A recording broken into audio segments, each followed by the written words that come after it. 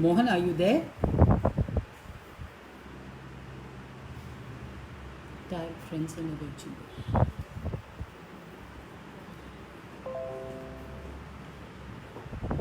Mohan, are you there? Do you want to call him up or something?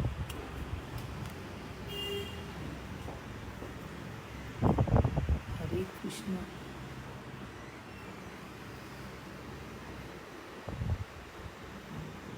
It says live on top.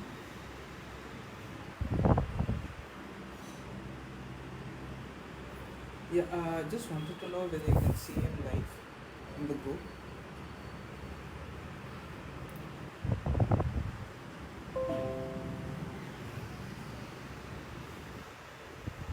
Same as Sunil is there.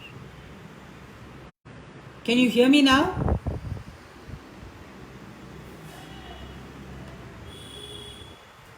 Ravi, they cannot answer you back.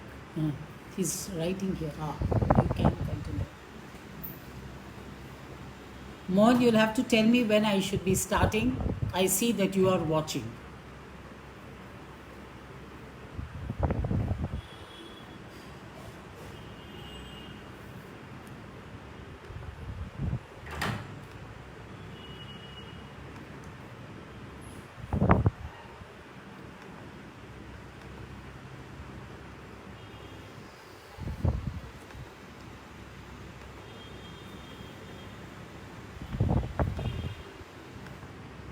Sunil, do I start or will there be some introduction or something? How do we go about it?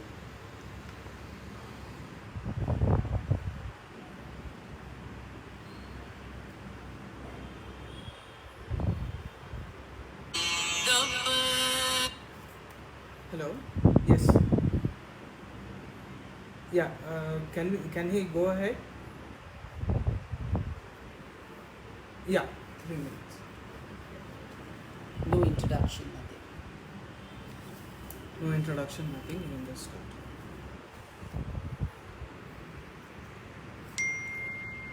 No, same as Sunil, introduction. That's what it says. I can't hear what is going on. Is it? That's Facebook. It's not a webinar. It's not a webinar. We are live.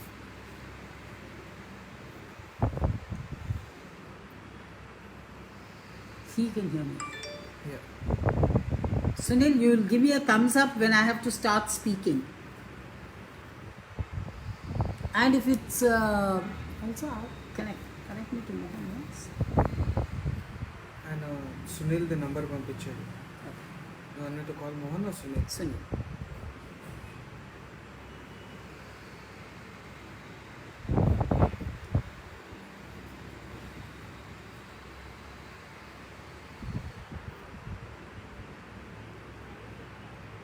He was busy trying it.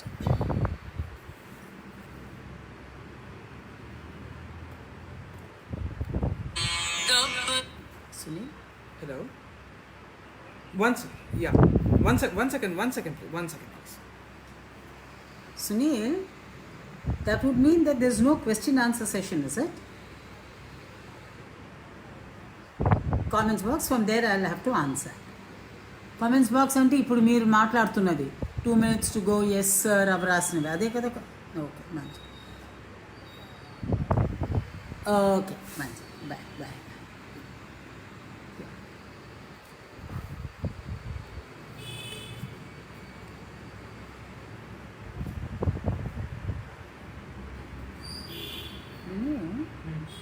I want my hair like this. ఇక్కడ ఇంకా కొంచెం తగ్గించవచ్చు కదా. Correct.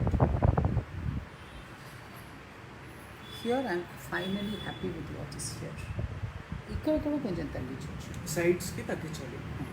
Both sides. Correct.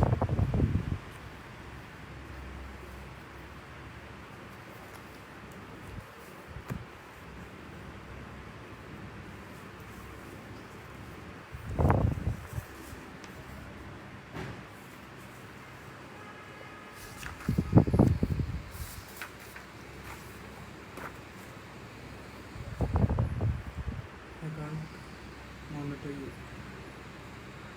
What do you mean? Gautam దాంట్లో I was able to monitor you.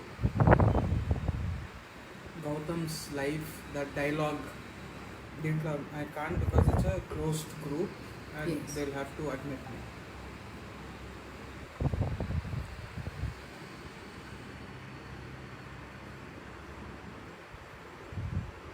I'll see if I can do something. Physiotherapist. Hmm? Physiotherapist. There, Radu. Arena. The one face I would like to see. Surya.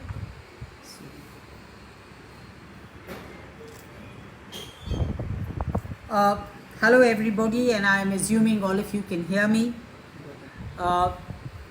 There are so many platforms of communication these days, in courts, in different webinar meetings. So I do not know how well this goes on the Facebook channel. But first, before I do too much, let me first thank Nyayavadi Parishad for giving me this opportunity. I'm very happy, not only because Nyayavadi Parishad called me on to be addressing you, Start Jesus. but also because they chose me to be speaking on professional etiquette, ethics, because I think if they see me even remotely, however unjustifiedly, as somebody who can do justice to a topic of this kind, then I feel very, very flattered and honored. Thank you once again, Nyayavadi Parishad, before I get on to what I have to say. Justice Krishnaiyer, along with his brothers Justice Sen and Justice De Desai, in a matter of Rangadurai versus D. Gopalan, had said, and I can't think of a better quote than that to begin my interaction with you. He said, and I quote, "Law is a noble profession, true, but it is also an elitist profession. Its ethics in practice, not in theory though, leave much to be desired if viewed as a professional for the people. When the Constitution under Article 19 enables professional expertise to enjoy a privilege, and the Advocates Act confers a monopoly, the goal is not assured income but commitment to the people whose hunger, privation, and harm-strung human rights need the advocacy of the profession to change the existing order into a human tomorrow. This desideratum gives the clue to the direction of the penance of a divine to get to correction, served to the people free and expiate your sin is the hint. Law's nobility as a profession lasts only so long as the members maintain their commitment to integrity and service to the community. Indeed, the monopoly conferred on the legal profession by Parliament is coupled with a responsibility towards the people, especially the poor. Viewed from this angle, every delinquent who deceives his common client deserves to be frowned upon. This approach makes it a reproach to reduce the punishment as pleaded, etc. Frankly speaking, Section 33 has a mechanistic texture, a set of punitive pigeonholes, but we may note that words grow in content with time and circumstance, that phrases are flexible in semantics, that the printed text is a set of vessels into which the court may pour appropriate judicial meaning. That statute is sick, which is allergic to change in sense which the times demand and the text does not countermand. That court is superficial, which stops the cognitive and declines the creative functions of constitution. So we take the view that quarrying more meaning is permissible and appeals in a brooding background of social justice sanctioned by Article 38 of a free legal aid enshrined by Article 39A of the Constitution. Friends, today when we sit down and discuss the very many contours of what really is and what really is intended to be the dignity of the famous legal profession, we must understand at the very beginning that if we as a profession do not maintain high standards of dignity and etiquette, we are responsible for ensuring that tomorrow we have outlived the utility of this profession. And if the public begin to believe that we are not the ones who are to be respected, no amount of law, no amount of resolutions by bar councils and judgments by judges will help us with the dignity that is well stated in the profession. Today, if you notice, doctors as a profession have a very, very high reputation in society. Teachers may not earn very highly, but they have a huge reputation in society. Somewhere down the line, popularity and its likes have moved on to film stars and sports persons.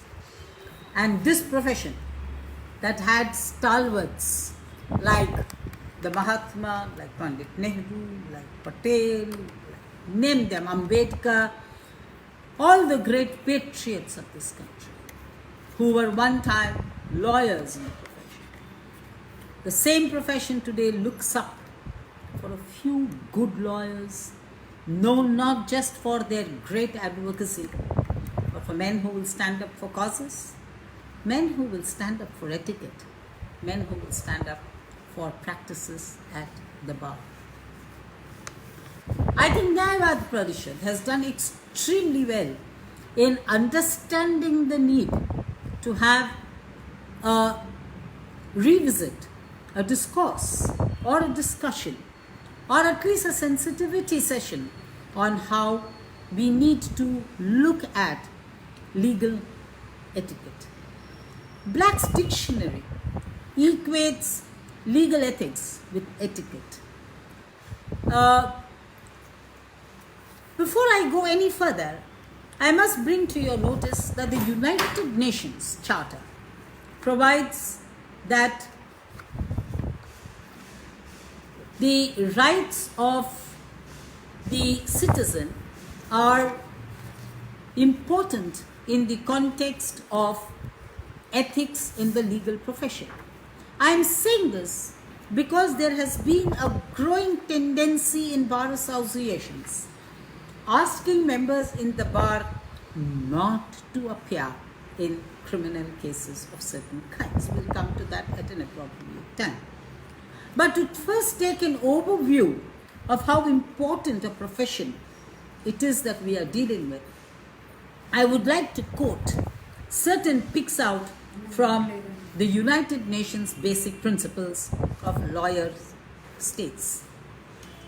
It says, and I quote, "An independent legal profession is integral to upholding the rule of law, whereas adequate protection of human rights and fundamental freedoms to which all persons are entitled, be they economic, social and cultural, or civil and political, requires that all persons have effective access to legal services provided by an independent legal profession. The legal system of any government is executed through the administration of justice. A sound and healthy system for administration of justice is necessary to uphold the rule of law as mandated by the Constitution, as well as to attain peace and stability in the nation." Courts, judges and lawyers in turn are said to be the torchbearers and true upholders of the system. As courts rely on the pleadings rendered by lawyers, this duty rests on their shoulders. the confidence of people may suffer a setback. I referred to it earlier. And access to justice may be hindered if lawyers are unable to profess ethics in their professional conduct. There cannot be an exhaustive list of these desirables, but honesty, fairness, equity, and integrity are a few qualities in the quest for justice. The code of professional responsibility delineates conduct that is rational, judicious, and consistent with norms of the profession and the rule of law.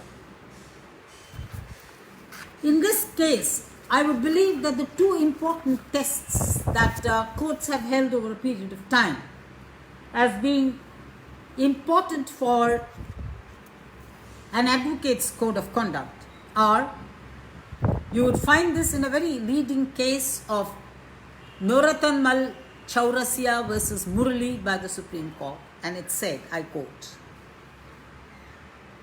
"The conduct of the advocate is such that he must be regarded as unworthy to remain a member of the bar. 2. The conduct of the advocate is such that he must be regarded as unfit to be entrusted with responsible duties." And what is his relationship with the client?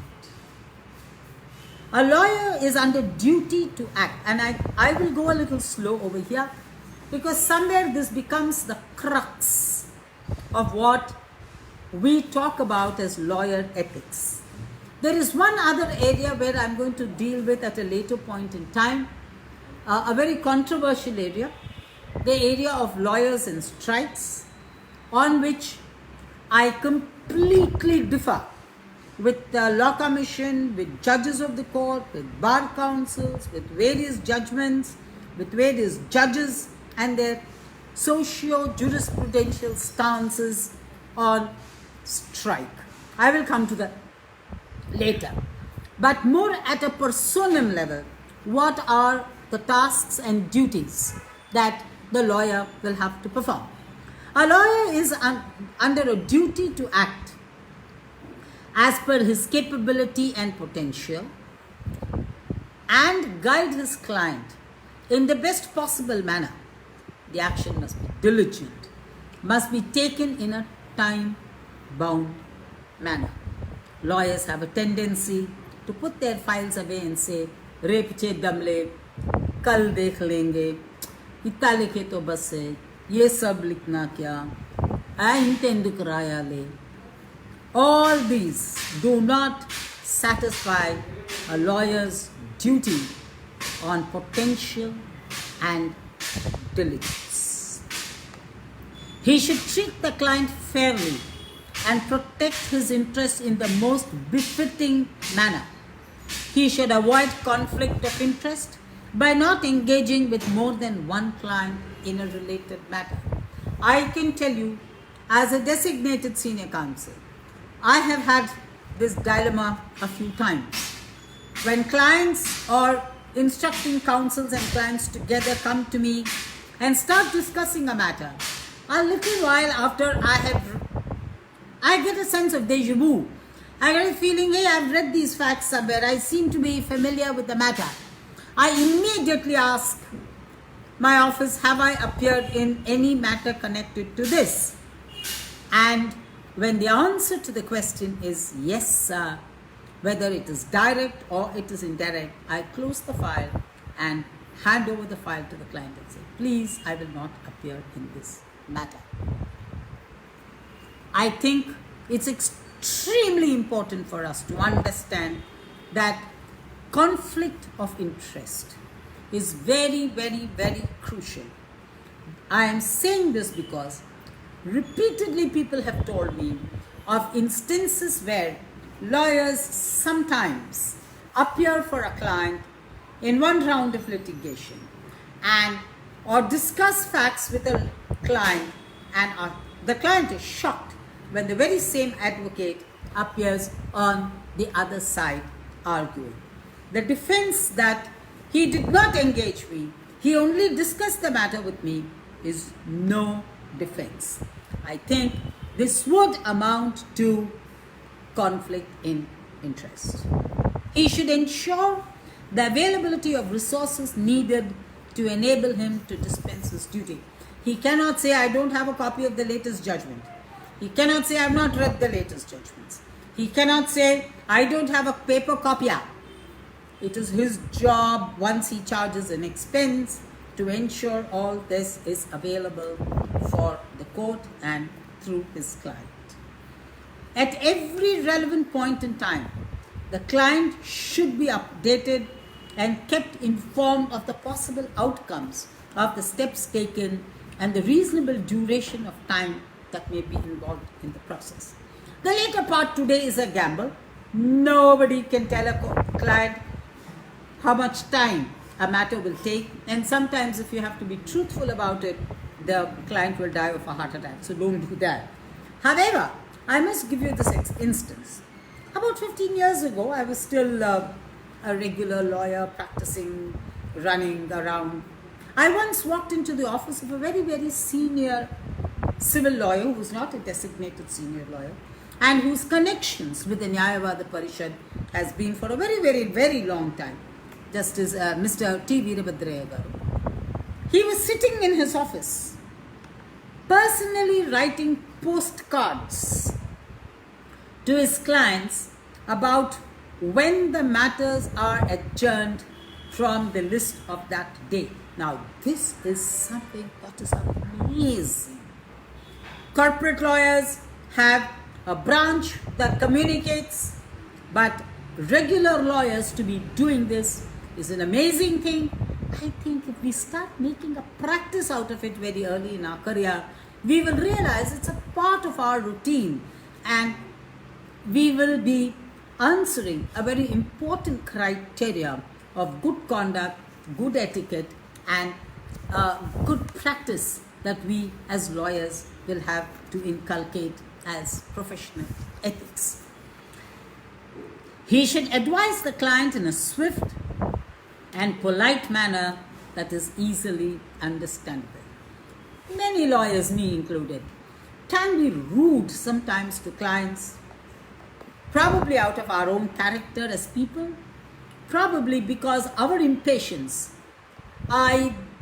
Speaking for myself, I must confess that when a client tells me something for the third time, my tempers are up.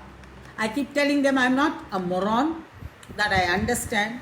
I sometimes also take a comparative statement which can lead me to contempt of court, so I'm not going there. But I do tell people, please do not repeat. But I've seen lawyers being extremely rude to clients as if they are servants of yours. Please understand they are your paymasters. Do not behave like a modern politician who, after getting the vote from the electorate, believes he is king. That would be a wrong practice. That is only a practice for you if your career is one that you want to become a professional politician and not continue to be a lawyer. If you want to be a known named lawyer for your professional ethics, ensure you keep your temper. Ensure that you give your client a fair chance before you lose your cool on him. The lawyer should maintain the confidentiality of the discussion and the documents submitted to him during the pendency of a litigation and even afterwards till a reasonable time. He should act as per the trust and faith of a client. I can tell you this much. A very, very, very close friend of my wife is a client of mine in a matrimonial matter.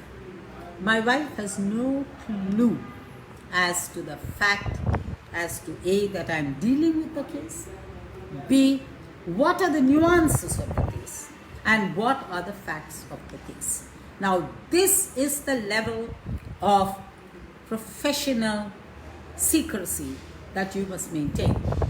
What your client told you is not what should become subject matter of your discussion after the second round in the evening. Whatever it may be, it could be whiskey, it could be vodka, it could be beer. But after the second round, you can't say I lost control. Therefore, I started discussing this legal case with my client. Also, very critical in this is a completely new branch of law that we are talking about today, and that is the branch of law dealing with politics. Political litigation is a huge sphere of work these days, and in this sphere of work, it is even more critical that we do not go around saying, I know this for a fact, I know that for a fact. I think they would be very dangerous precedents, violating what is the concept of privilege. Friends, we need to also understand that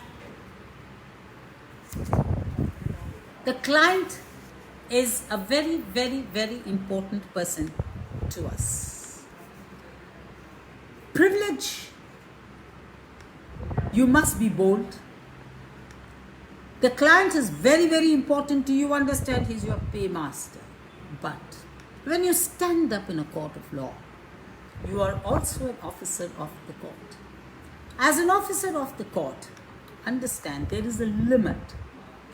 All rights, all duties, all responsibilities, all powers come with a huge level of limitations.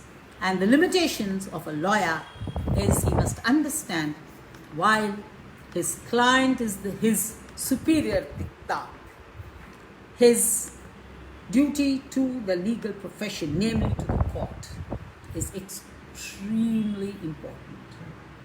Lawyers threatening judges,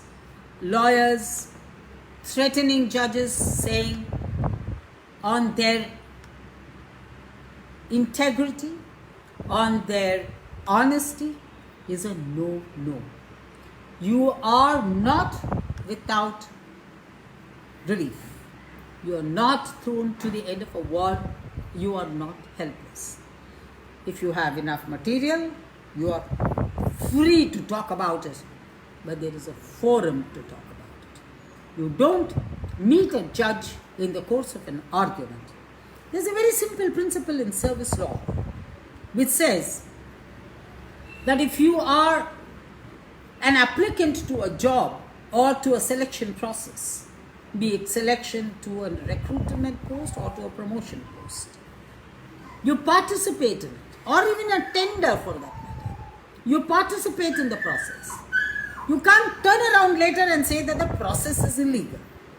Similarly, the day you subject yourself to the adjudicatory process of a judge, you subject yourself to the integrity, the moral fabric of that judge.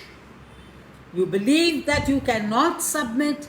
You believe that the judge is of suspect morality, integrity. Address this issue to the bar. Take it to its logical conclusions with proof, but do not gossip about it. I know we've reached a stage where at the highest of echelons people talk bad about judges. Judges get transferred on the basis of rumors in our country. Judges at the highest levels of high courts get transferred merely on rumors and perceptions of people.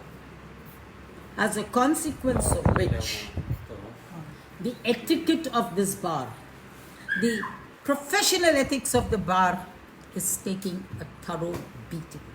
Understand, what goes comes around. Today, an irresponsible statement made by a member of the bar because he did not get a bail, or because somebody else got a bail, because somebody got an interim order, or because somebody else did not get an interim order, will turn around against you very, very soon. You may one day be the beneficiary of such an order, or people will start talking about you too, because you created that new space, that new hygiene where you can talk about anything and get away with it. If you can talk about something and get away with it, there are other people coming behind you. कल और आएंगे नगमों की खिलती कलियां चुनने वाले, तुमसे बेहतर कहने वाले, हमसे बेहतर सुनने वाले. So remember that at all points in time, you are not the last lawyer to be talking. You will therefore have to understand that when you talk socially or professionally and socio-professionally, you need to understand that your ethics require a constant cap on what you are speaking. Be very bold. I have told judges in court very boldly that their job is to supervise state action, not citizen action, while dealing with 226. You don't have to mince words in telling judges what the law is, what the fact is. But you will not tell a judge that he is not hearing you out if he is hearing you. You will not tell a judge that he is corrupt merely because he is not hearing you out. Judges have a tendency to ask various kinds of questions, which does not necessarily mean they are against you.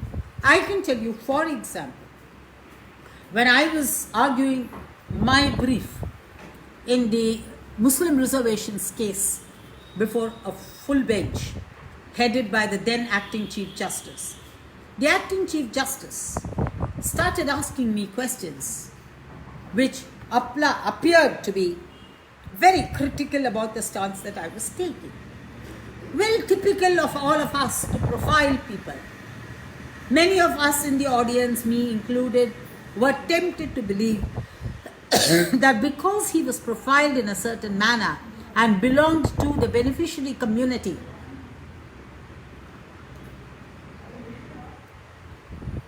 of the action in question, he was trying to browbeat me.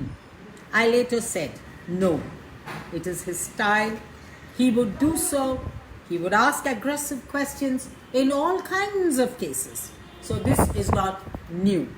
And lo and behold, he was one of the judges who set aside the said action of the government, notwithstanding the fact that that legislation was a benefit in favor of a community to which he belonged. Therefore, do not profile people. Fundamental rights of criminals is extremely important. In this connection, I think we need to understand that courts have, bar associations have shown a tendency to ask bar not to appear for some people. The Uttarakhand High Court was dealing with a case where the Kotdwar Bar Association had barred members of the association from appearing in a case, and they threatened the lawyers who would appear. The Uttarakhand bench set aside the resolution of the Bar Association which barred advocates from appearing on behalf of the accused in a case involving the murder of a local advocate. The bench opined, and I quote, "We face a situation today where the minuscule few who dare to tread the solitary path of taking up the cause of the damned are threatened with dire consequences for nothing more than the discharge of their duties as an advocate. Such resolutions are wholly illegal, against all traditions of the bar and against professional ethics." The original notification there of the Bar Association was terminated. In 2008, the Bar Association had also decided, the Indian lawyers had decided not to defend Ajmal Kasab. I cannot but quote a decision of the Supreme Court in a case of the District Bar Association of Gurgaon, which had refused assistance to in an abuse case of a student in the Ryan International case. The Apex Court said, quote, "It is necessary to state that without any hesitation that an accused, whatever the offense may be, has the inherent right to be represented by a counsel of his choice, as the apex court had laid down in Hussain Ara Khatun's case in 1979. The tradition of the bar and the fundamental conception pertaining to access to justice does not permit any bar association to pass a resolution of the nature that has been done, unquote. I decide according to my conscience, Ram Jethmalani said, and I quote again, I decide according to my conscience to defend. A lawyer who refuses to defend a person on the ground that people believe him to be guilty is himself guilty of professional misconduct. We call it the cab bank rule. The cab bank rule requires every person to whom a client comes to say that it is his duty, and his duty he will perform. And he will perform it to the best of his ability. He will not judge whether the client has committed the offense. There may be sometimes when you think there's a conflict, you're uncomfortable, you may tell him as a person you have a choice. But understand, as a bar associations cannot say lawyers will not defend A or B. The Supreme Court added in O.P. Sharma's case, professional ethics cannot be contained in a bar council rule or in traditional cant in the books, but new canons of conscience will command the members to the calling to obey rules of morality and utility. The principle should apply to the instances of excess charges of lawyers, whether they are seniors or juniors. Since there's a clear deficit in the legislation which has the effect of infringing on the common man's right, the Supreme Court needs to lay down the law even by way of judicial legislation, as done in Visaka or in Manipur. I think we are moving towards another 5 minutes, and I will conclude so that I will leave enough time for you to ask questions. But I will only tell you that the Code of Conduct of Lawyers is available in the Bar Council of India. Please run through it. I'll very, very quickly tell you, you need to run into the Code of Conduct, which says a lawyer who has a legitimate certificate must practice. He cannot pull out of a case without reasonable and serious cause. If a lawyer is deponent in a case, they cannot represent a client in the court for that particular case. He must be truthful. He must protect and defend the well-being of the client. It is unethical for a lawyer to hide or conceal any material evidence that may lead to the unfair sentencing of a person. Public prosecutors, please note that as a moral responsibility, a lawyer has to maintain trust of his confidence, ethical responsibility to act only on the orders of their client or any person authorized by him. A lawyer cannot misuse or misarrange funds of the client. Is representing a client in a suit, can't participate in selling or auctioning property of a buyer, cannot be accountable to his client. He is accountable to a client for the money. He is representing one of the parties. He cannot represent any other party. Any personal liability of the lawyer should not be adjusted to the client's fees. There are many more.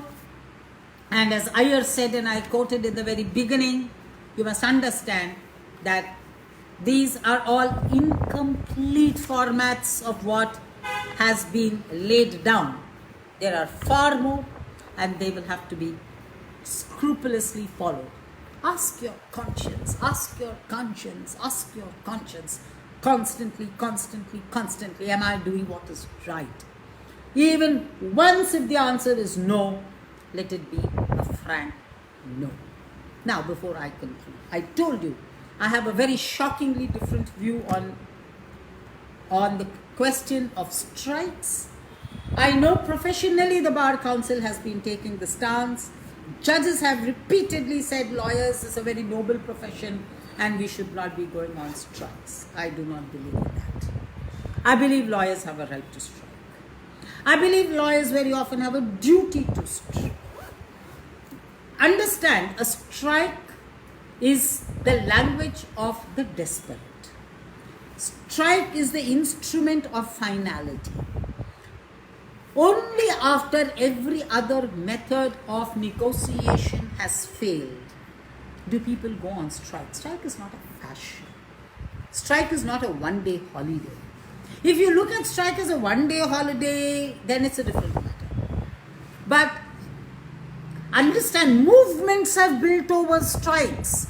While the method of strike, for example, in Telangana, when there was a strike for the asking of a separate state, could we have said the strike was illegal? The methodology of violence may be fawned at.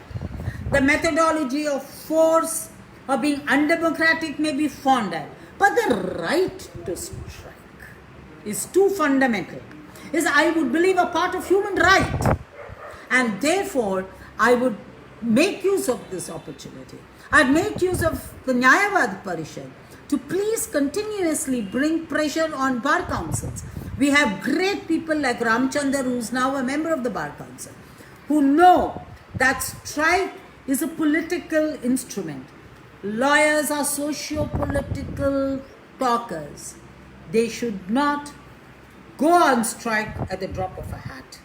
But the right to go on strike should not be infringed either by technicalities of rules by courts, by the bar council, or by the judgments of the court. But like the Mahatma, I would say, if you break the law as it now stands, then our job will be to face the consequences of that. Before I sign off,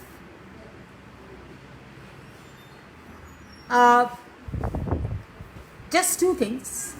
At its 131st report, the Law Commission has said that it has to consider these following issues: the state of the profession and its public image, low. Profession's attitude towards the policy of social change intended under the Constitution. I don't know what the present social change attitude is, because we talk about free liberal era of economics and we call ourselves a socialist secular republic. So there is a systemic contradiction in what we are doing. So what is the role that the lawyer does? I don't know. 3, functioning of the bar councils and the question of disciplinary jurisdiction. Advocates need to be very conscious of who they are voting for at the bar council. Strike by lawyers, its implications and its fallouts. Now this is what the bar council is talking about, and I told you what my view on the subject is. The question of hobnobbing between the bar and the politicians, between the bar and the judiciary. Regulation and standardization of fees chargeable by members of the profession in relation to monopolistic characters of the profession. This, I suspect, has more to deal with the star lawyers in the designated senior counsels level, and of course some very privileged non-designated lawyers. I will like to now conclude, and before I conclude, I will quote again a paragraph from a judgment of the Apex Court. The Supreme Court in O.P. Sharma's case, speaking through Justice Sadasivam for himself and for Justice Chauhan, said, and I quote, "An advocate's duty is as important as that of a judge. Advocates have a large responsibility towards society. A client relationship with her conduct is underlined by utmost trust. An advocate is expected to act with utmost sincerity and respect. In all professional functions, an advocate should be diligent, and his conduct should also be diligent, and should conform to the requirements of the law, by which an advocate plays a vital role in the preservation of society and a judicial system. An advocate is under an obligation to hold the rule of law and ensure that the public justice system is enabled to function at its full potential. any violation of the principles of professional ethics by an advocate is unfortunate and unacceptable. Ignoring even a minor violation, misconduct militates against the fundamental foundations of the justice system. An advocate should be dignified in his dealings with the court, to his fellow lawyers, and to the litigants. He should have integrity in abundance and should never do anything that erodes his credibility. An advocate has a duty to enlighten and encourage the juniors in the profession. An ideal advocate should believe that the legal profession has an element of service and also an associates with legal services activities. Most importantly, we should faithfully abide by the standards of professional conduct and etiquette prescribed by the Bar Council of India in Chapter 2 and Chapter 6 of the Bar Council of India Rules. As a rule, an advocate, being a member of the legal profession, has a social duty to show the people a beacon of light by his conduct and action, rather than being adamant on an unwarranted and uncalled for issue. We hope and trust that the legal fraternity will set an example for other professionals by adhering to all the above mentioned principles. Unquote. I open the house up for questions.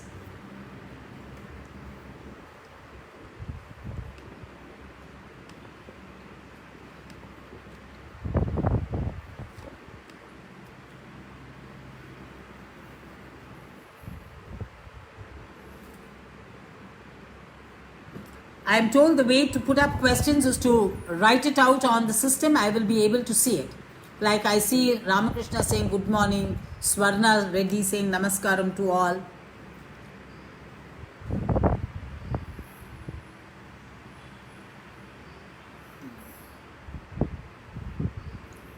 Praveen, do you have questions?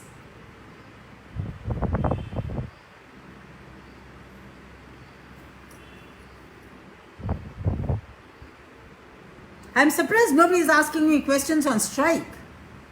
Nobody is asking me questions on fees.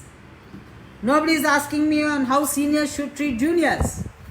Come on, wake up, ask, be bold.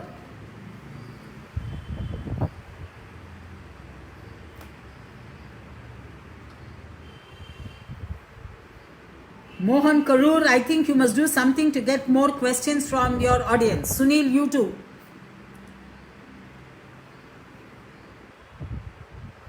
Ramara garu, Jai Sri Ram undani. Questions adagandi. Yes, I'll take Vijay Kumar's question. Do you feel there should be fee restrictions? I don't think so. I'll tell you why. There should be fees restriction, but there should not be a rule on fee restriction, and I'll explain it why.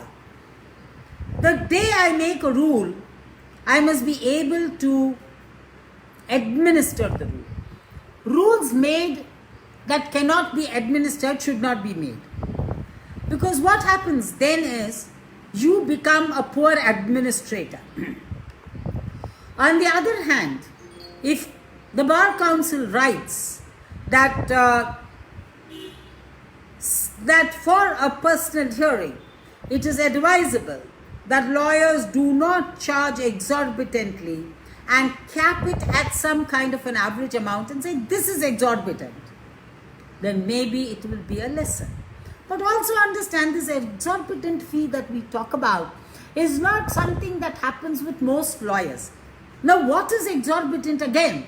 Now suppose there is a big time multinational company. I know of a litigation where the likes of Mukul Rohtgi, Kapil Sibal and all of them are appearing in a matter for huge companies of the West dealing with freedom of expression. Now in those kind of matters, if people like Mukul cost a big amount, then I think they are justified in it. Also understand clients who are willing to pay versus clients who are unable to pay. Now, very often I hear of instances of chartered planes coming up and down to engage somebody. Now, this is, I think, a little bitter But I don't think the time has really come today to make a law on that, because we don't have the capacity to administer it. The day we have a capacity to administer it, the day we are able to draw a line between what is the contribution that the professional is doing and what is the advantage that the client is getting to the fee that is coming, then it's a different matter.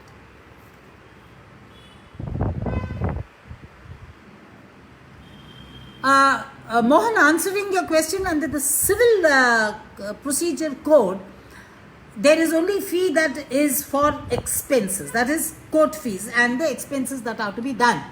Courts have said that that is just the cost part of it. You are free to charge a fee more than that. Time to preserve the client's record, I don't really have an answer. I'm not sure that there is a prescribed time. I recently threw out records which were 30 years old. But I think the best thing is to write to the client and tell him, I'm returning all your records to you. I'll just keep nowadays, the best thing to get over this problem, I would say, is to get a digital copy of it, keep it with you, and return the hard copies to the client.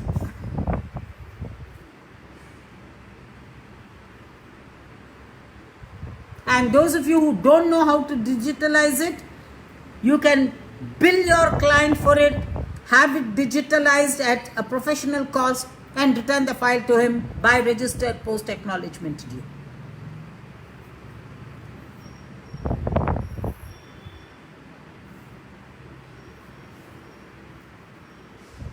What's the time? 12:17.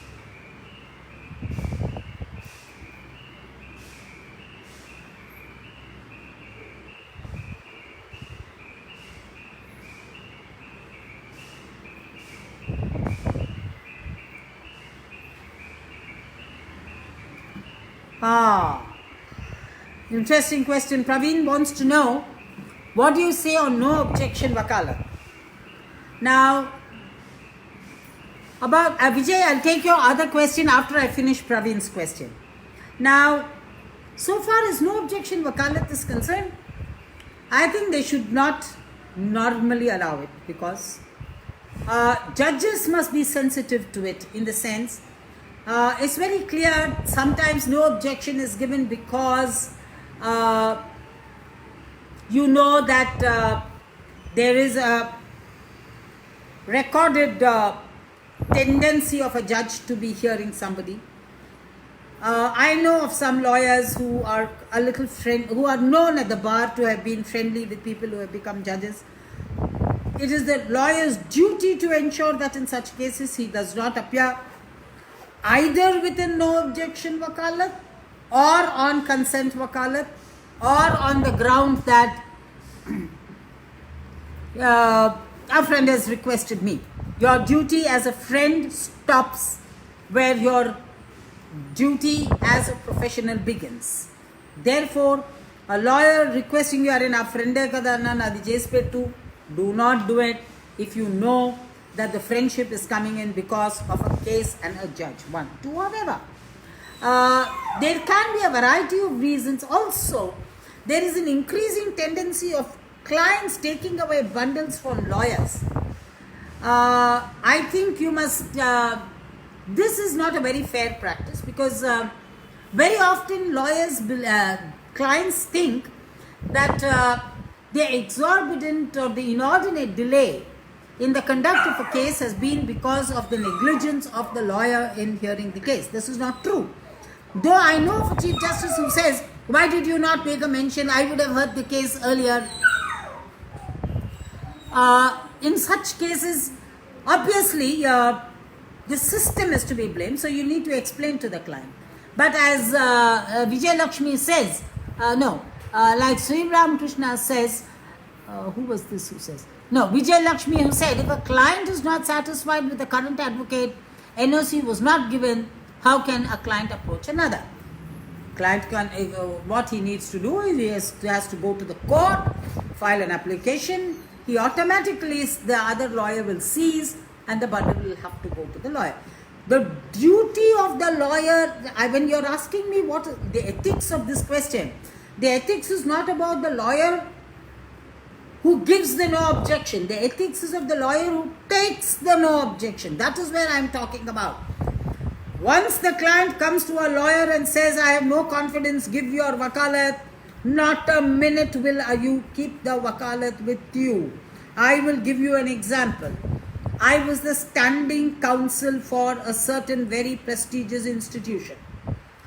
I was going out of the country for a couple of months, and during that period I had given up. I had made arrangements of these briefs being handled by my colleague who was also one of the counsels for this prestigious institution.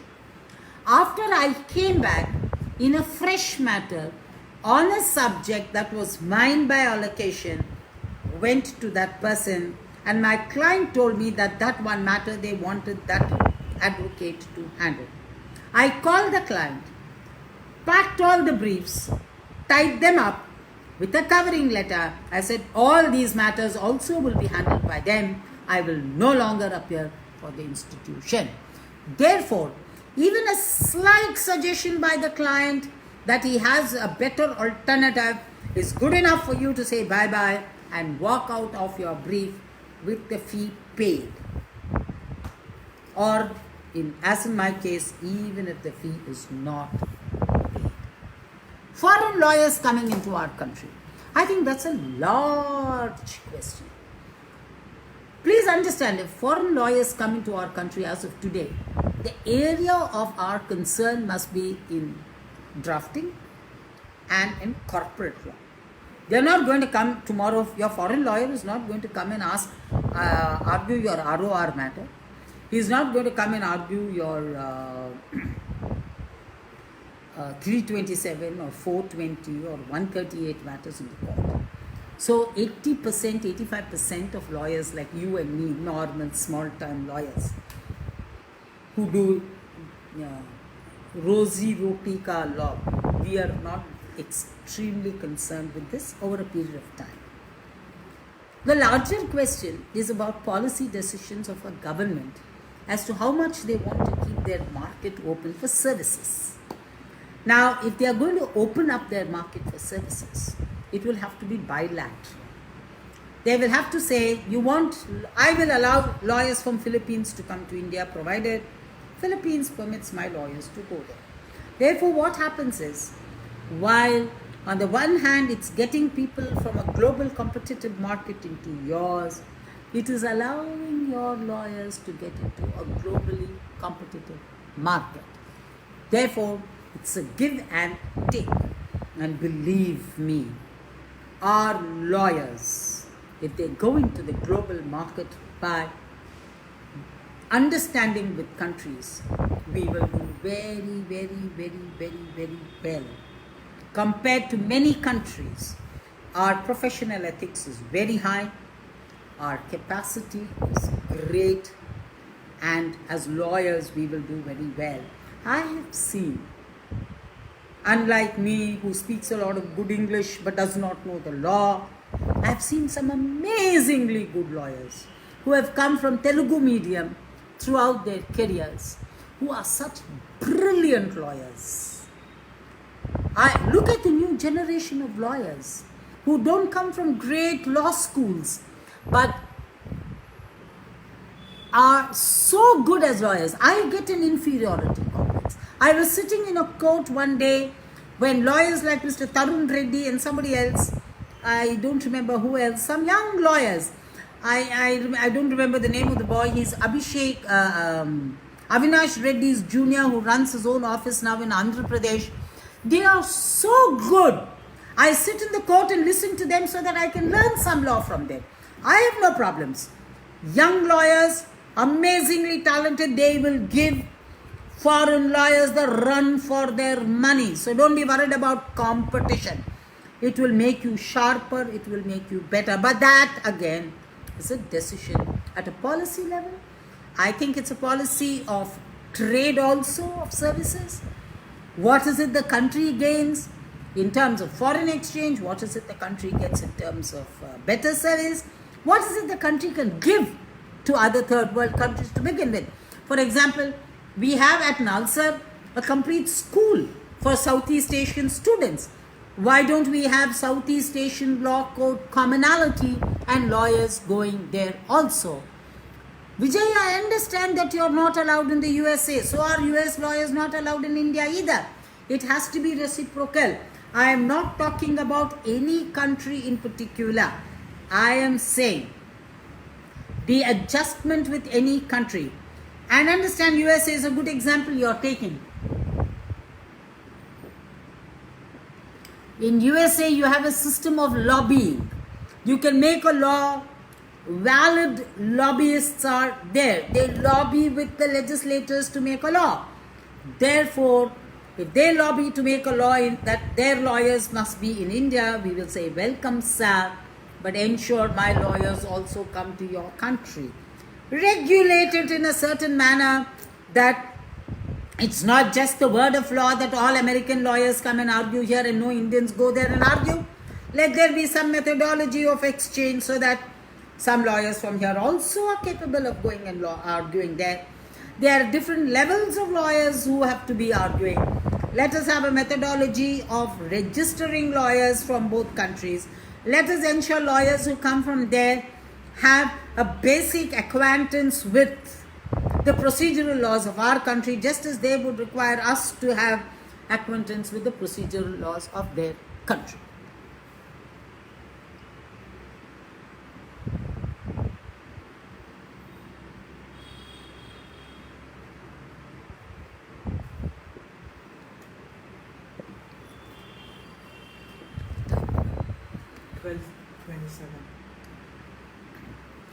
It's 12:27. I have another 3 minutes. So any more questions? Why the maximum seniors didn't explain clearly about subject to juniors? Okay, there could be a variety of reasons. One is time. To understand the job of a senior advocate is not to be a school teacher for the junior. A junior is a professional lawyer. He needs to learn his law. In the West, for example, even in college you are not taught like a teacher is taught in schools in our country. You go to sites, you go to books, you learn. Teaching is not about what is to be taught. It is how it is to be learned. Therefore, do not expect a senior lawyer or a lawyer to tell you, Ivanta chadavandi, itla chadavandi, ee chapter chadavandi, meek exam conduct chesta, Ivanta answer there. No, that's a archaic, outmoded methodology of teaching. Teaching is discussion, is dialogue.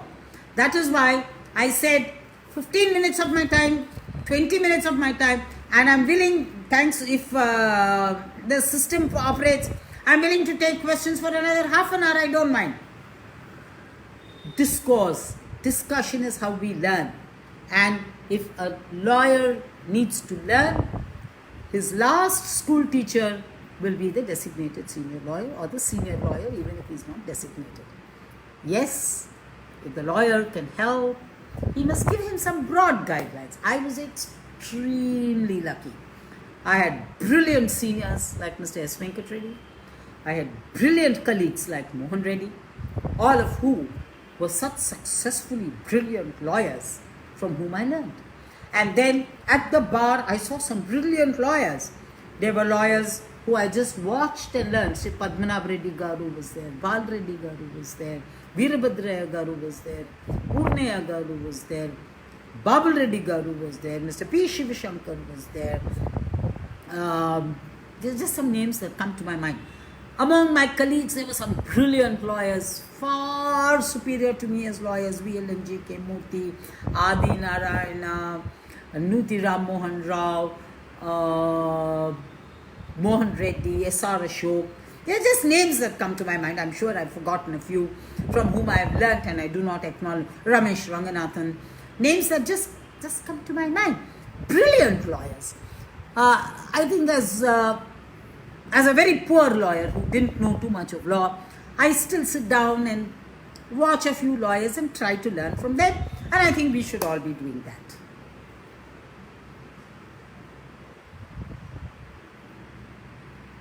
Any more questions?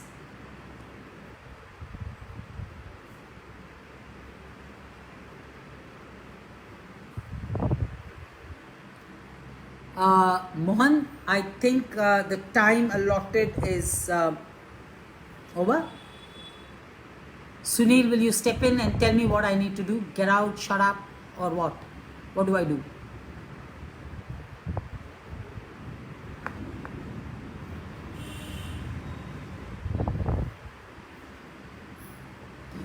Yeah, thank you, Sunil, and thank you all for listening to me, and I hope some of the things I said you will follow up in your profession. Thank you very, very much. Please follow things that I've said as suggestions and not as big handouts from me to my colleagues at the bar. Thank you and bye-bye.